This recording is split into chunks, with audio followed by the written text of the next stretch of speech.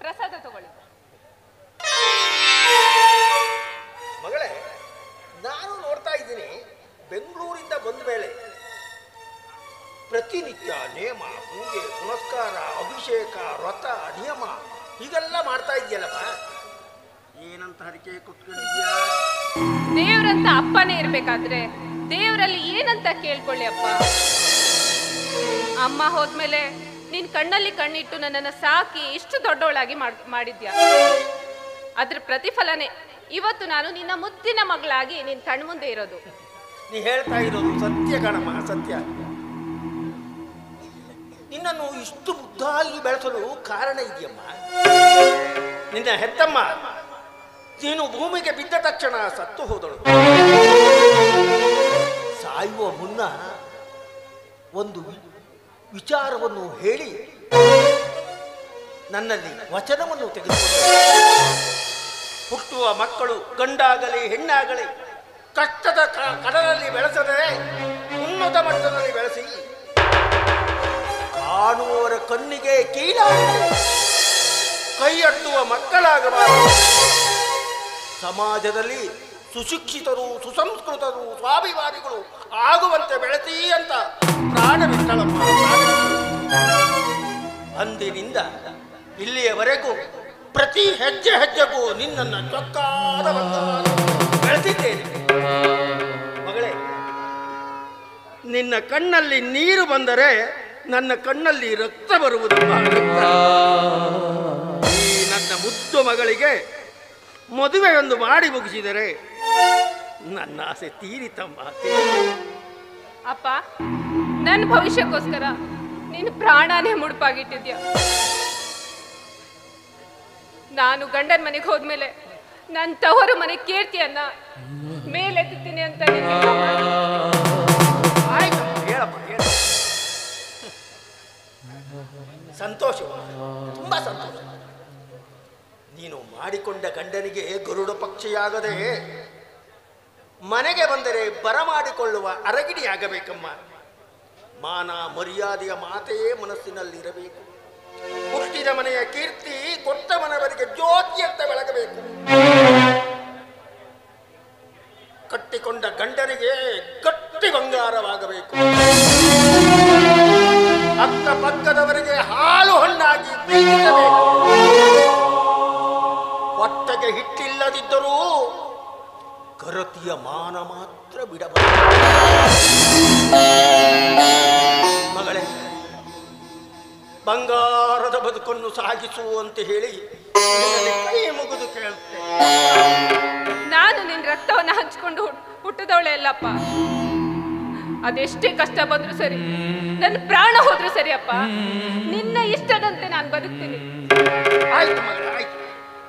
ಹಡೆದವರು ಹೇಳಬೇಕಾದ ಮಾತನ್ನು ಹೇಳಿದ್ದೇನೆ. ನುಡಿದಂತೆ ನಡೆಯಬೇಕಾದವಳು ನೀನು. ಬಹುಕಾಲ ಉಳಿಯುವ ಹೆಸರನ್ನು ಅಳಿಸಿಕೊಳ್ಳಬಾರದು.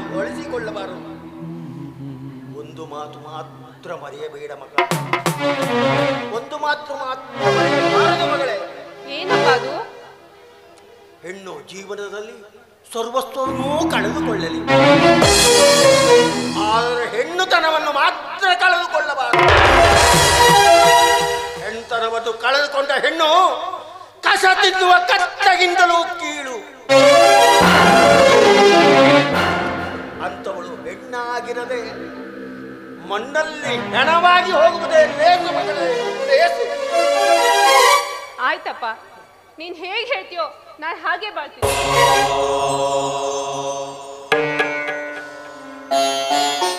ನನ್ನ ಆಸೆಯನ್ನು ಈಡೇರಿಸುವ ಕೂಸು ನೀನಾದರೆ ನಿನ್ನನ್ನು ವೈಭವದಿಂದ ಮದುವೆ ಮಾಡಿ ಗಂಡನ ಮನೆಗೆ ಹೇಗೆ ಕಳಿಸುತ್ತೇನೆಂದು ಬಲ್ಲಯ್ಯ. ಕಾದು ನೋಡು, ಕಾದು ನೋಡು. ಮಗಳೇ, ನಾನು ಗಣ್ಯರ ಮನೆಗೆ ಹೋಗಿ ಬರ್ತೀನಿ. ಯಾಕೆಂದ್ರೆ ಇನ್ನು 4 ದಿವಸದಲ್ಲಿ ಮದುವೆ.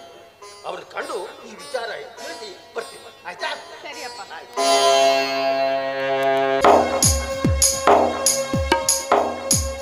ಮಹಾದೇವಿ, ನೋಡಿದೀಯಾ ಇವತ್ತು ನಮ್ಮ ಬಾಳೆ ತೋಟ, ಕಬ್ಬಿನ ಗದ್ದೆ, ಭತ್ತದ ಜಮೀನು ನೋಡ್ಕೊಂಡು ಬರುವಷ್ಟರಲ್ಲಿ ನಮ್ಮ ಮಹಾಂತೇಶನಿಗೆ ಸುಸ್ತಾಗಿ ಹೋಗ್ಬಿಡ್ತು. ಎಷ್ಟೇ ಆದರೂ ಬೆಂಗಳೂರಲ್ಲಿ ಬೆಳೆದವನಲ್ವೇ, ಇಲ್ಲಿ ವಾತಾವರಣಕ್ಕೆ ಹೊಂದ್ಕೊಂಡು ಹೋಗೋದಕ್ಕೆ ಇನ್ನೊಂದು ಸ್ವಲ್ಪ ಸಮಯ ಬೇಕಾಗತ್ತೆ. ಹಾಂ, ಇವತ್ತು ತುಂಬ ಬಿಸಿಲು. ನೀವು ಮನೆಗೆ ನಡೀರಿ, ನಾನು ಸ್ವಲ್ಪ ರುದ್ರ ಮನೆಗೆ ಹೋಗಿ ಬರ್ತೀನಿ. ಏನ್ರಿ ನೀವು ಇನ್ನೊಂದು ಮದುವೆ ಬಂದೇ ಬಿಡ್ತಲ್ಲ, ಆಗ ಎಲ್ಲರೂ ಒಟ್ಟಿಗೆ ಹೋದ್ರಾಯ್ತು. ಈಗಾಗಲೇ ಬಿಸಿಲಲ್ಲಿ ಓಡಾಡಿ ಸುಸ್ತಾಗಿದ್ದೀರಾ, ಈಗ ಹೋಗ್ಬೇಕಾ ನೀವು? ಅಲ್ಲ ಕಣೆ, ಮೊನ್ನೆ ಆತ ಮನೆಗೆ ಬಂದು ಇನ್ನೊಂದು 20,000 ರೂಪಾಯಿ ಮದುವೆ ಖರ್ಚಿಗೆ ಬೇಕು ಅಂತ ಹೇಳಿದ್ದ. ಅವನು ಕೇಳಿದ ಮೇಲೆ ನಾವು ಕೊಡದೇ ಇರೋಕ್ಕಾಗತ್ತಾ? ಮದುವೆ ಅಂದಮೇಲೆ ಅವನ ತಲೆಯಲ್ಲಿ 10,000 ವಿಚಾರಗಳು ತುಂಬಿಕೊಂಡಿರುತ್ತವೆ. ಅವನಿಗೆ ಬರೋಕ್ಕಾಗಿರ್ಲಿಕ್ಕಿಲ್ಲ, ನಾನೇ ಹೋಗಿ ಕೊಟ್ಟು ಬರ್ತೀನಿ. ನೀವು ಬಾರದ್ರಾ? ತಂದೆ ತಾಯಿ ಮಗ ಎಲ್ಲ ಸೇರ್ಕೊಂಡು ಎಷ್ಟೋ ದೂರ ಹೊಂಟಾಗಿದೆ. ದೇವಸ್ಥಾನಕ್ಕೆ ಹೊಂಟಿದ್ದೀರೋ ಅಥವಾ ಯಾವ್ದಾದ್ರು ಸಮಸ್ಯೆ ಬಗೆಹರಿಸಿ ಕೊಟ್ಟಿದ್ದೀರೋ? ಅಲ್ಲ ರುದ್ರ, ಊರ ಸಮಸ್ಯೆಯನ್ನ ಬಗೆಹರಿಸುವಷ್ಟರಲ್ಲಿ ಸಮಯನೇ ಸಾಕಾಗ್ತಾ ಇಲ್ಲ, ಮನೆ ಕಡೆ ಗಮನ ಕೊಡೋಕ್ಕೂ ಆಗ್ತಾ ಇಲ್ಲ. ಹೀಗಾಗಿ ಇನ್ಮೇಲೆ ಎಲ್ಲ ನಮ್ಮ ಸುಪುತ್ರ ಮಹಾಂತೇಶನಿಗೆ ಮನೆ ಜವಾಬ್ದಾರಿನ ಒಪ್ಪಿಸ್ಬೇಕು ಅಂತ ತೀರ್ಮಾನ ಮಾಡಿದ್ದೇನೆ. ಹಾಗಾಗಿಯೇ ಇವತ್ತು ನಮ್ಮೆಲ್ಲ ಜಮೀನುಗಳನ್ನ ತೋರಿಸ್ಕೊಂಡು ಬರೋದಕ್ಕೆ ಹೋಗಿದ್ದೆ. ಅಷ್ಟರಲ್ಲೇ ನೀನು ಬಂದ್ಬಿಟ್ಟೆ. ಹೇಗೂ ಮನೆ ಕಡೆ ಬಂದಿದ್ದೀರಾ? ಇಲ್ಲೇ ನಮ್ಮನೆ ಹತ್ತಿರದಲ್ಲಿದೆ. ನಮ್ಮ ಮಹಾಂತೇಶ ಧ್ವನಿರು ಒಂದು ಸಾರಿನೂ ನಮ್ಮ ಮನೆಗೆ ಬರಲಿಲ್ಲ. ಅಂತೂ 3 ಜನ ನಮ್ಮ ಮನೆಗೆ ಪಾದ ಬೆಳೆಸಿದ್ರೆ ನನ್ನ ಮನೆ ಪಾವನವಾಗ್ತದೆ. ಖಂಡಿತ ಬರ್ತೀವಿ ರುದ್ರ. ಅಣ್ಣ, ಇನ್ನೇ ನಿನ್ನ ಮಗಳ ಮದುವೆ ಇನ್ನೊಂದು 2 ದಿನದಲ್ಲಿದೆ, ಅದಕ್ಕೆ ಯಾಕೆ ಅಷ್ಟು ಆತರ ಪಡ್ತೀಯಾ? ಖಂಡಿತ ನಾವು 3 ಜನ ಒಟ್ಟಿಗೆ ಬರ್ತೀವಿ, ಆಯ್ತಾ? ಚಿಕ್ಕಣ್ಣೀರು, ನನ್ನ ಮಗಳ ಮದುವೆಗೆ ಖಂಡಿತವಾಗೂ ಬರಬೇಕು. ಬರ್ತೀನಿ ರುದ್ರ, ನಾನು ಖಂಡಿತ ಬರ್ತೀನಿ. ಆಯ್ತು ದೊಡ್ಡರ, ನನಗೆ ತುಂಬಾ ಕೆಲಸ ಇದೆ. ನಾಳೆ ಬೀಗರು ಉಳ್ಕೊಳ್ಳೋಕ್ಕೆ ಗುಡಿಯಲ್ಲಿ ವ್ಯವಸ್ಥೆ ಮಾಡಬೇಕು. ಮತ್ತು ಮದುವೆ ಆದ್ಮೇಲೆ ಗೊತ್ತಿದೆಯಲ್ಲ ನಿಮಗೆ, ಅದು ಇದು ಅಂತ ಬಹಳಷ್ಟು ಕೆಲಸಗಳು ಇರ್ತವೆ. ಅದೇ ಅಪ್ಪರ, ನಾನು ಬರ್ತೀನಿ. ಅಪ್ಪರ, ನಾಳೆ ಬೆಳಗ್ಗೆ 9 ಗಂಟೆಗೆ ಸರಿಯಾಗಿ ಬಂದ್ಬಿಡ್ಬೇಕು ನಮ್ಮ ಮನೆಗೆ. ಬರ್ತೀವಿ ಕಣೋ. ಮತ್ತು ನಾನು ಸರಿಯಾಗಿ ಬರಲಿಲ್ಲ ಅಂತೇಳಿ ತಾವು ಸುತ್ತಿಟ್ಟು ಮಾಡ್ಕೊಳ್ಬಾರ್ದು. ಅಪ್ಪರ, ನಾನು ಬರ್ತೀನಿ. ಚಿಕ್ಕನೀರು, ನಾಳೆ ನನ್ನ ಮಗಳ ಮದುವೆ. ನನ್ನ ಮಗಳ ಮದುವೆ ಅಲ್ಲ, ನಿಮ್ಮ ತಂಗಿ ಮದುವೆ. ಏನು ಹೇಳಿದೆ? ನಿಮ್ಮ ತಂಗಿ.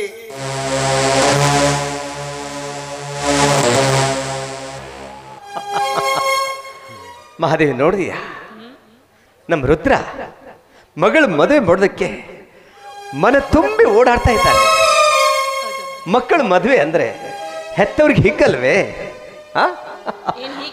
ಅಯ್ಯೋ, ಮರ್ತ್ಬಿಟ್ಟೆ ಕಡೆ. ಅವನಿಗೆ ದುಡ್ಡು ಕೊಡದನ್ನೇ ಮರ್ತ್ಬಿಟ್ಬಿಟ್ಟೆ. ನೀನಾದ್ರೂ ನೆನ್ಪು ಮಾಡಬಾರ್ದೆ? ನಿಮ್ಮ ಮಾತು ಅವನ ಮಾತು ಕೇಳ್ತಾ ಇದ್ರೆ ನಾನು ಎಲ್ಲಿದ್ದೀನಂತ ನನಗೆ ಗೊತ್ತಾಗ್ಲಿಲ್ಲ. ಸರಿ ಸರಿ, ನೀವಿಬ್ರು ಮನೆಗೆ ಹೋಗ್ರಿ, ನಾನು ದುಡ್ಡು ಕೊಟ್ಟು ಬರ್ತೀನಿ. ಬುದ್ಧಿ ಇದೆಯಾ ನಿಮ್ಗೆ? ಬುದ್ಧಿ ಇದೆಯೇನ್ರಿ? ಯಾಕೆ? ಅಲ್ಲ, ಬಿಸಿಲಲ್ಲಿ ಓಡಾಡಿ ಈಗಲೇ ಸುಸ್ತಾಗಿದೆ, ವಯಸ್ಸು ಹೋಗ್ತಾ ಇದೆ, ಬರ್ತಾ ಇಲ್ಲ, ಅರ್ಥ ಆಯ್ತಾ? ವಯಸ್ಸಿಗೆ ಬಂದಿರೋ ಮಗ ಹಿಂದೆನೆ ಇದ್ದಾನೆ, ಅವನ ಕೈ ಕೊಡ್ರಿ, ಕೊಟ್ಟು ಬರ್ತಾನೆ. ನಾನು ಕೊಟ್ಟು ಬರ್ತೀನಿ ಅಪ್ಪಾಜಿ. ನೀನ್ಯಾಕಪ್ಪ ಹೋಗ್ತೀಯ? ನಾನೇ ಹೋಗಿ ಬರ್ತಿದ್ನಲ್ಲೋ. ಸರಿ ಸರಿ, ತಗೋ ಈ ದುಡ್ಡನ್ನ. ನೋಡು, ಆತ ದೇವಸ್ಥಾನದ ಹತ್ರ ಇರ್ಬೋದು, ಇಲ್ಲ ಮನೇಲಿ ಇರ್ಬೋದು. ಹೋಗ್ಕೊಟ್ಟು ಬರ್ತೀಯಾ? ಹೋಗಿ ಬಾ. ಮಹಾದೇವಿ, ನಡಿ ಕಣೆ, ತುಂಬಾ ಸೆಕೆ ಇದೆ, ಸ್ವಲ್ಪ ತಾಜಾ ಮಜ್ಜಿಗೆ ಮಾಡಿಕೊಡುವಂತೆ. ಮಜ್ಜಿಗೆ ಯಾಕೆ? ಹೋಗ್ತಾ ಎಳ್ನೀರು ಕುಡ್ಕೊಂಡು ಸರಿ, ಹಾಗಾದ್ರೆ ನಡಿ. ರುದ್ರ, ಯಾರಿದ್ದೀರಿ ಮನೇಲಿ? ರುದ್ರ,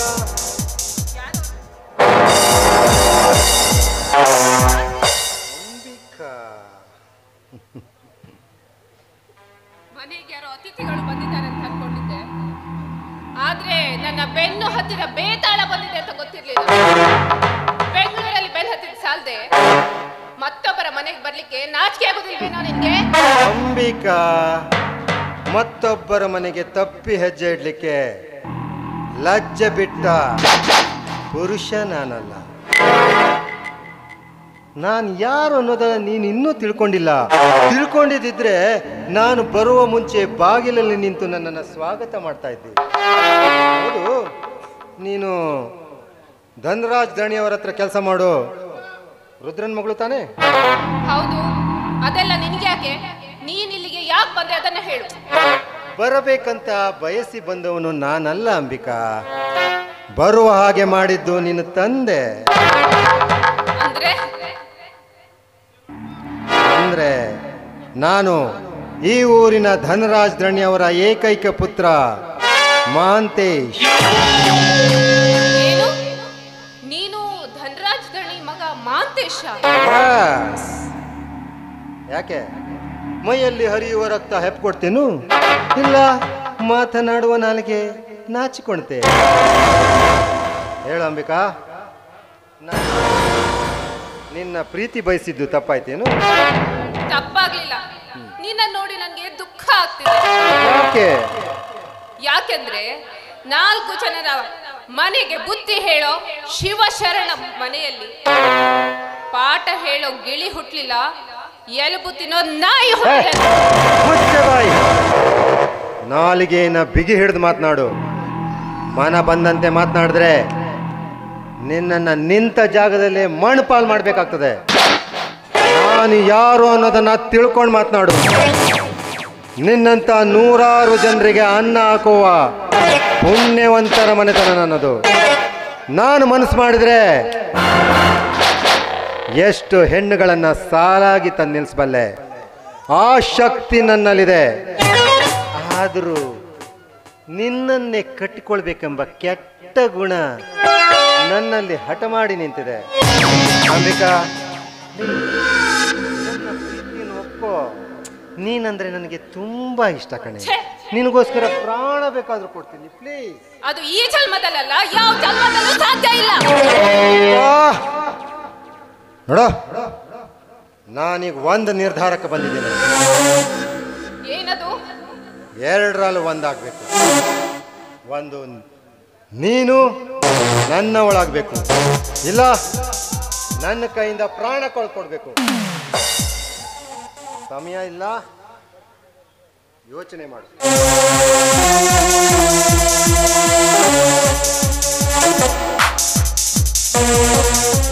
ಅಯ್ಯೋ ದೇವ್ರೆ, ಇವನು 2ರಲ್ಲಿ ಒಂದು ನಿರ್ಧಾರ ಮಾಡ್ಕೊಂಡೇ ಬಿಟ್ಟಿದ್ದಾನೆ. ಹೇಗಾದ್ರೂ ಮಾಡಿ ಇವನ್ ಕೈಯಿಂದ ನಾನು ಪಾರಾಗ್ಲೇಬೇಕು. ಏನ್ ಮಾಡೋದು? ಮಹಾಂತೇಶ್, ನೀವು ನನ್ನನ್ನ ಇಷ್ಟೊಂದು ಪ್ರೀತಿಸ್ತೀರಾ? ನನ್ಗೋಸ್ಕರ ಪ್ರಾಣ ಕೊಡ್ಲಿಕ್ಕೂ ರೆಡಿ ಇದ್ದೀರಾ? ನಿಮ್ಮಷ್ಟು ಪ್ರೀತಿ ಮಾಡೋರನ್ನ ಇಡೀ ಜಗತ್ತಲ್ಲಿ ನಾನು ಎಲ್ಲೂ ನೋಡಿಲ್ಲ ಮಹಾಂತೇಶ್. ನಿಜನಾ? ಇವತ್ತಿಂದ ಈ ಮಹಾಂತೇಶ್ ಏನಾಯ್ತು? ನಾಲ್ಗೆ ನಾಚ್ಕೊಳ್ತಾ ಇಲ್ಲ ಮೈಯಲ್ಲಿ ರಕ್ತ ಹೆಪ್ಪುಗಟ್ತಾ? ಬೇಡ. ಈಗ 2ರಲ್ಲಿ ಒಂದು ನಿರ್ಧಾರ ಆಗಲೇಬೇಕು. ಒಂದು, ನೀನಿಲ್ಲಿಂದ ಹೋಗ್ಬೇಕು, ಇಲ್ಲ ನನ್ನ ಕೈಯಾರೆ ನಿನ್ನ ಪ್ರಾಣ ಹೋಗ್ಬೇಕು. ಬೇಡ.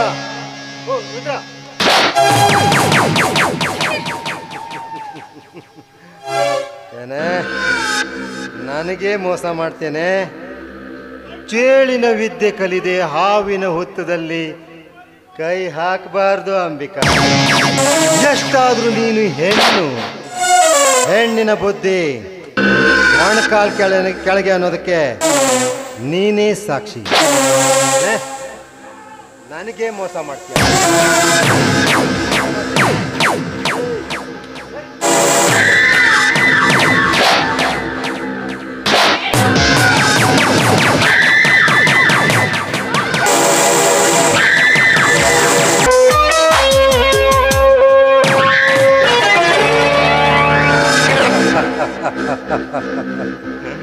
ಅಂಬಿಕಾ, ಬಹುದಿನಗಳ ಹಂಬಲವನ್ನ ಇವತ್ತು ನಾನು ತೀರಿಸಿಕೊಂಡೆ.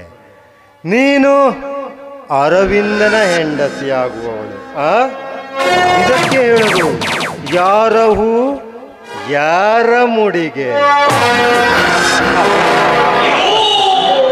ನಾನು ಸೈಲೆಂಟ್ ಆಗಿದ್ರೆ ಈಶ ಮಹಾಂತೇಶ, ವೈಲೆಂಟ್ ಆದ್ನೋ ರುದ್ರ, ಪ್ರಳಯ ರುದ್ರ.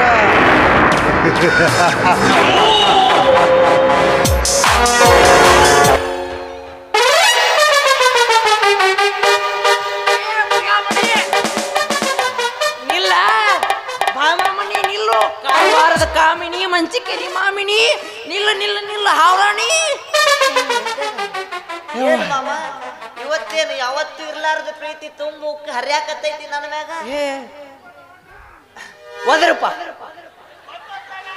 ಒದರು ಬಾ ಇಲ್ಲಿ ನಿಂತು ಒದರು ಮಂದಿ ನೋಡಿ ನಕ್ಕರ ನಗ್ತಾರ.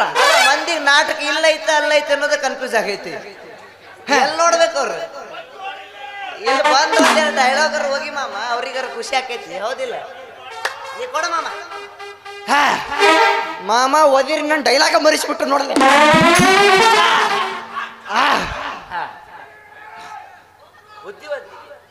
ತಡಿ ಎಲ್ಲಾರು ಆ ಕಡೆ ನೋಡತ್ತಾರ ನೋಡ್ರಿಪ್ಪ. ಬುದ್ಧಿವಂತಿಕೆ ಐತಲ್ಲ, ನಿಂದು ಬುದ್ಧಿವಂತಿಕೆ ಬಾಳ ಐತಿ. ನಿಂದು ಬುದ್ಧಿವಂತಿಕೆ ಉಪಯೋಗಿಸಿ ಅಲ್ಲ ನಮ್ಮ ಸೂಟ್ ಕೇಸ ಸಾಫ್ ಮಾಡಿಬಿಟ್ಟಿ. ಓಹೋ ಆ ವಿಷಯ ಮಾತಾಡಕತ್ತೀಯನ? ಏ ನಾನು ಅದಕ್ಕಂತ ಬಂದಿದ್ನಿ. ನನ್ಕಿಂತ ಮೊದ್ಲ ಯಾರ ಕೈ ಆಡಿಸಿ ಬಿಟ್ಟಾರ ಮಾಮ. ನೋಡ ಪ್ರಿಯಾಮಣಿ ನಿನ್ನ ಕಾಲು ಮುಗಿತೀನಿ, ಹಂಗಾರ ಮಾಡಿ ರೊಕ್ಕ ತಗಸ. ಅರ್ಧ ನೀ ಅರ್ಧ. ಹ್ಯಾಂಗ ಹೇಳಿ ಮಾಮ, ನನಗ್ 1 ರೂಪಾಯಿನೂ ಸಿಕ್ಕಿಲ್ಲ. ನಿಮ್ಮನೆ ರೊಕ್ಕ ಹೊಡೆದಿಲ್ಲೋ. ತಡಿತಮ್ಮ, ನಿನಗ ಪೊಲೀಸ್ ಕಂಪ್ಲೇಂಟ್ ಕೊಟ್ರನ ಗೊತ್ತಾಕೈತಿ, ಅವ್ರ ಕೈ ಹಾಕಿ ತೆಗಿತಾರ. ಏನು ರೊಕ್ಕ? ಹಾ ಪೊಲೀಸ್ ಕಂಪ್ಲೇಂಟ್ ಕೊಡಕ್ ಹೋಗು. ನಿನ್ನ ಮ್ಯಾಗ ಕಂಪ್ಲೇಂಟ್ ಐತಲ್ಲಿ, ಊರಿಂದ ರೊಕ್ಕ ಹೊಡೆದು ಬಂದಾರಂತ. ಹೋಗು, ನಿನಗ ಖಾರ ಪುಡಿ ಹಾಕಿ ಏರೋಪ್ಲೇನ್ ಹತ್ತಿಸ್ತಾರ. ಗಡಿಬಿಡಿ ಮಾಡಬೇಡ ಗಂಗಣ್ಣ, ನಿನ್ನ ಗಡಿಗೆ ಒಡೆದಿತ್ತು ಸಂಗಣ್ಣ. ಗಡಿಬಿಡಿ ಮಾಡಬೇಡ ಗಂಗಣ್ಣ, ನಿನ್ನ ಗಡಿಗೆ ಒಡೆದಿತ್ತು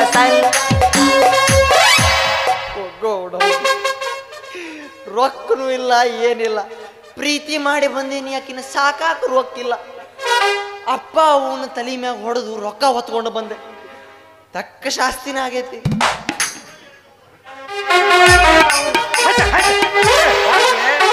ಈ ವಯಸ್ಸಿನ ನಾಯಿಕತೆ ಅದೇ ಐತಿ ನೋಡ. ನನ್ನ ಮಗ ಕೂಡ ಸಿಗ್ಲಿಲ್ಲ, ನನ್ನ ಮಗಳು ಕೂಡ ಸಿಗ್ಲಿಲ್ಲ. ಎತ್ಲಾಗ ಹೋದರೋ ಏನೋ, ಇವ್ರನ್ನ ಹುಡ್ಕೋಕ್ ಹೋದ ಈ ನನ್ನ ಮಕ್ಕಳು. ಒಬ್ಬ ಬಿಳಿಮಂಗ, ಇನ್ನೊಂದು ಗೋರಿಲ್ಲ. ಯಾವ ಕಡೆ ಹೋಗ್ಯಾರೋ ಏನೋ. ಹೆಚ್ಚಾಗಿ ಯಾವುದೋ ಹೆಣ್ಣಿನಿಂದೇ ಹೋಗಿರ್ಬೇಕವ್ರು. ಯಾವ್ದಾರು ಹೆಣ್ಣು ಬಾಯಿಂದ ಕಿಸಿದ್ರೆ ಸಾಕು, ಅವ್ರ ಹಿಂದೆ ನಾಯಿ ಹಂಗ ಹೋಗ್ತಾರ. ಈಗ ಏನು ಮಾಡೋದ ಹನುಮಂತಿ? ನನ್ಗೇನು ತಿಳಿವಲ್ದು ಹೊಳಿವಲ್ದು.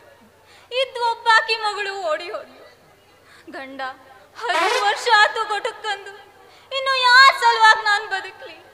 ಅದಕ್ಕೆ ಬೇಡ್ತಿ ಹೊಳೆಗ್ ಬಿದ್ದು ಸಾಯ್ಬೇಕನ್ಕೊಂಡಿನಿ. ಬೇಡ್ತಿ ಹೊಳೆಗ್ ಸಾಯ್ತಿ? ಅಲ್ಲಿ ನೀರಿಲ್ಲ, ಅಲ್ಲಿ ಹುಬ್ಳಿ ಗಟಾರ ನೀರಷ್ಟೇ ಐತಿ. ಸುಮ್ಮನೆ ಸಾಯ್ಬೇಡ ನೋಡ. ನೀನಾದ್ರೂ ನಿನ್ನ ಗಂಡನ ಕುಟ 20 ವರ್ಷ ಬಾಳೆ ಮಾಡಿ, ನಾನು ಬರೀ 5 ವರ್ಷ ಸಂಸಾರ ಮಾಡೀನಿ ಹನುಮಂತಿ. ಬರೀ 5 ವರ್ಷ ಸಂಸಾರ ಮಾಡೀನಿ ಹನುಮಂತಿ. ನಿನ್ ಬಾಯಾಗ ಎಷ್ಟ್ ಚಂದ ಅನಿಸ್ತೈತಿ ನನ್ನ ಹೆಸರು. ಹಗಲೆಲ್ಲ ಅದನ್ನ ಉಸಿರು. ಹಂಗಂದ್ರೆ ಇಬ್ರು ಕೂಡಿ ಹುಡುಕಿ ಮಾಡ್ಕೊಬಿಡೋಣ. ಹಂಗಂದ್ರೇನ? ಹುಡುಕಿ ಅಂದ್ರ ಗಾಂಧರ್ವ ವಿವಾಹ.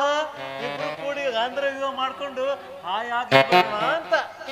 ನನ್ ಮನಸ್ನಾಗಿದ್ದು ಬಾಳ ದಿವ್ಸ ಆಗಿತ್ತು, ಬಾಯಾಗ ಬರ್ಲಿಲ್ಲ ಆಗಿತ್ತು. ಇವಾಗ ನೀ ಅದನ್ನ ಹೇಳಿ ದಾರಿ ಮಾಡಿದಿ. ಹೌದೇನ ಹನುಮಂತಿ? ಗಂಗಣ್ಣ ಹಂಗಂದ್ರೆ ಹೊಡಿ ಒಂಬತ್ತ.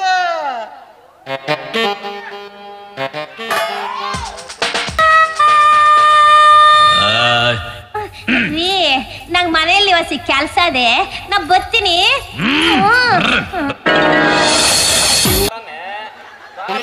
ವಯಸ್ಸು ಆಯ್ತು, ಈಗ ನೋಡಿ ಸಂತೋಷ ಪಟ್ಟಿ ಹಂಗೆ ಹೋಗೋಣ. ಶಿವ ಪೂಜೆಗೆ ಕರಡಿ ಬೇಡ ಡ್ಯಾನ್ಸ್ ಮಾಡಿ ಮತ್ತು ಮರ್ಯಾದೆ ಅಂತಾನೆ. ಮರ್ಯಾದೆ ಬಾರ ಬಾರ.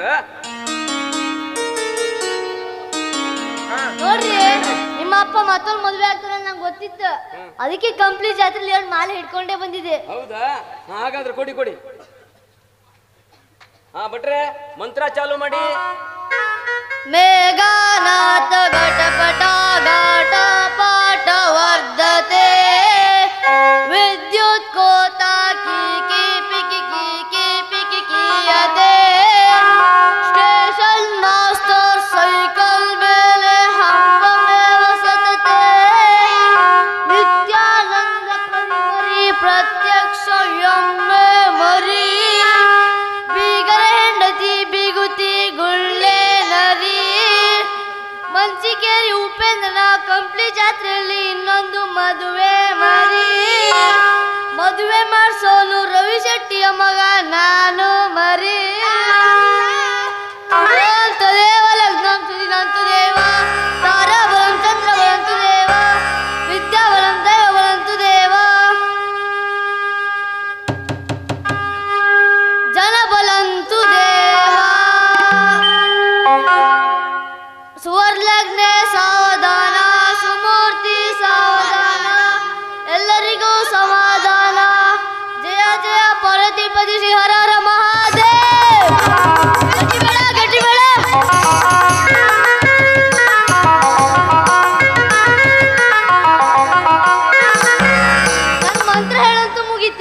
ನಮ್ದಿನ್ ದಕ್ಷಿಣ ಕೊಟ್ಬಿಡ್ರಿ. ಕೊಡ್ಬೇಕು ಬಿಟ್ರೆ ನಾನ್ ದೊಡ್ಡವ, ಅವ ಸಣ್ಣವ, ಅವನಿಗೆ 500 ರೂಪಾಯಿ ಕೊಡ್ರಿ. ನಂಗೆ ಎಷ್ಟು ಕೊಡ್ತೀರಿ ನೀವು ನೋಡ್ರಿ. ಏ ಯಪ್ಪ, ಸಣ್ಣವನಿಗೆ 500 ರೂಪಾಯಿ ಕೊಟ್ರೆ ದೊಡ್ಡವನಿಗೆ 1,000 ರೂಪಾಯಿ ಕೊಡ್ಬೇಕಲ್ಲ. ಕೊಡು ಯಪ್ಪ, ನಿನ್ನ ಮದ್ವೆ. ಇವ್ರು ಮಾಡೋದ್ ನೋಡ್ರಿ, ನಂಗೆ 4-5 ಸಾವಿರ ಕೊಡ್ತಾರ ನೋಡಿದೆ.